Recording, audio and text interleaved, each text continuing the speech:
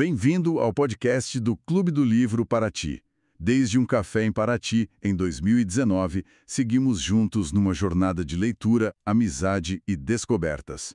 Cada encontro uma história, cada livro um novo mundo. Para nós, para ti e para quem mais quiser embarcar nessa viagem literária. Hoje, então, a gente vai conversar sobre uns trechos de Memórias do Subsolo do Dostoiévski. Uma obra que joga a gente direto na mente daquele narrador anônimo, o tal Homem do Subsolo. A ideia é tentar pegar juntos as angústias, as contradições desse personagem que, nossa, é fascinante e perturbador, né? Do século XIX, mas que ecoa tanto.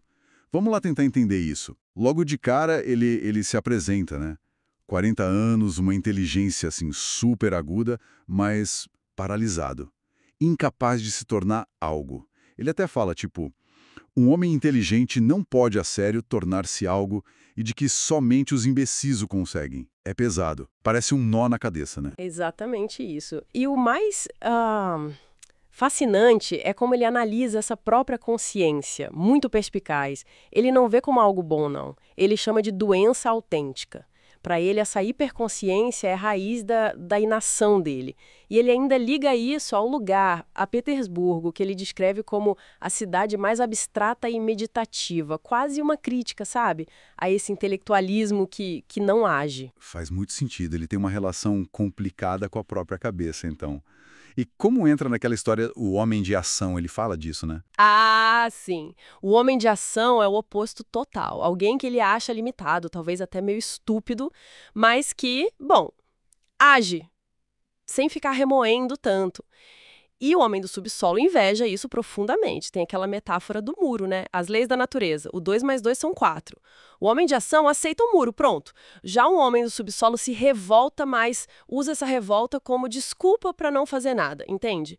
A consciência excessiva impede ele de só aceitar e ir. Entendi. E essa consciência toda não fica só na paralisia, né? Tem algo ainda mais estranho. Aquele prazer que ele sente na própria dor, na humilhação. O exemplo da dor de dente é... Nossa. Sim, esse ponto é crucial. Ele descreve os gemidos da dor de dente como maus perversos e encontra nisso uma volúpia. É quase como se ele curtisse o sofrimento, sabe? Para poder atormentar os outros e a si mesmo. Uma performance quase. Ele até admite que mente sobre si mesmo por raiva, por ressentimento, mas aí a própria consciência não deixa ele ir até o fim. Ele não consegue ser nem totalmente mal, nem bom. Fica nesse limbo. Poxa, isso bate totalmente de frente com a ideia de que a gente sempre busca o que é melhor pra gente. O que é lógico. Completamente. É uma crítica direta ao pensamento da época, né? Aquele racionalismo utilitarista, a ideia de que a gente age buscando a vantagem. Aí ele joga a pergunta: e se porventura acontecer que a vantagem humana deva até consistir justamente em que, em certos casos, desejamos para nós mesmos o prejuízo? É forte isso. Ele defende o capricho, a vontade própria. O famoso 2 e 2 são 5. Para ele, isso vale mais que qualquer lógica, porque preserva a individualidade. É a recusa do palácio de cristal, daquela felicidade racional, mas talvez chata, desumanizadora. A liberdade de ser irracional é o que importa. Essa defesa do irracional é muito forte mesmo. E a gente vê essa irracionalidade explodindo na vaidade dele, né? Como naquele episódio do oficial na taverna. Sem dúvida. Ali fica claro. Ele não reage ao esbarrão, não por medo físico, mas por medo do ridículo, da humilhação social, a tal coragem moral que falta. E isso vira o quê? Anos de ódio remoído, planos de vingança, que terminam naquele encontro forçado, super constrangedor, na Avenida Nevsky. É tudo pela vaidade ferida, sabe? Pela necessidade de se sentir igual. É um padrão meio desconfortável essa gangorra dele, né? Despreza todo mundo, mas ao mesmo tempo quer ser aceito. Exato. Fica muito nítido na relação com os antigos colegas.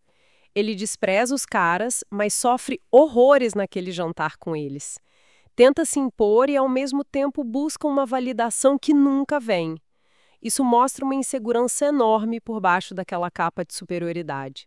E uma dificuldade imensa de ter relações normais, equilibradas. É um tipo de despotismo que vem da própria fragilidade dele. E essa dinâmica toda tem um ápice bem triste no encontro com a Lisa, a prostituta. Sim. Depois do desastre do jantar, ele encontra a Liza. E aí, no impulso meio artificial, livresco, como ele diz, ele faz um discurso moralizante para ela. Só que ele acaba tocando num ponto sensível dela, e ela reage de um jeito emocional, genuíno. Mas ele não consegue lidar com isso, né? Com essa conexão que surge ali. Não consegue. A vulnerabilidade dela, a chance de uma conexão real, isso apavora. A empatia que ele sentiu no início vira vergonha, ressentimento, e aí vem o desejo de controlar, de dominar de novo. O ato final, de deixar o dinheiro na mão dela, depois dela ter mostrado compaixão, é cruel. É a vingança dele pela própria miséria, pela incapacidade de amar. É ele se fechando de novo no subsolo. Olhando para tudo isso, fica um retrato muito sombrio, né? Da alienação, dessa inteligência que se volta contra si mesma. E o resultado é inércia, ressentimento, uma fuga da vida viva, como ele chama. Exato. E a pergunta que não quer calar é: o quanto dessa figura do subsolo ainda existe hoje? Essa pessoa paralisada pela autoanálise, sabe? Corroída pelo ressentimento, incapaz de se conectar de verdade, apesar de inteligente.